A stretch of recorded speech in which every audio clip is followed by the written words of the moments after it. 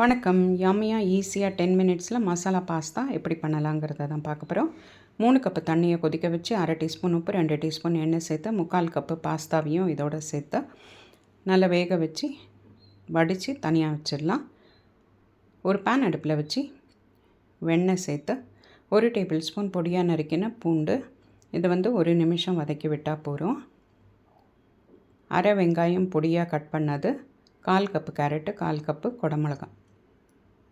வேறு ஏதாவது வெஜிடபிள்ஸ் வேணாலும் சேர்த்துக்கலாம். இதை ஒரு 2 நிமிஷம் வதக்கி விட்டுட்டு இதுக்கு தேவையான உப்பு ஒரு 2 பிஞ்சை சேர்த்து வேக வச்சுருக்கிற இந்த பாஸ்தாவையும் இதோடு சேர்த்துடலாம். இதை நல்லா 1 நிமிஷம் வதக்கி கொடுத்துடலாம்.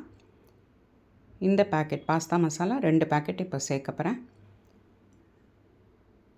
இது எல்லாத்தையும் மசாலா ஒன்றார மாதிரி கலந்து கொடுத்துட்டு 1/4 கப்பு தண்ணியும் விட்டு நல்லா கலந்துட்டால் நம்மளோட yummy and tasty masala pasta ready. So நீங்களும் ட்ரை பண்ணி பாருங்கள். உங்கள் கமெண்ட்ஸ் எழுதுங்க, சப்ஸ்கிரைப் பண்ணுங்கள்.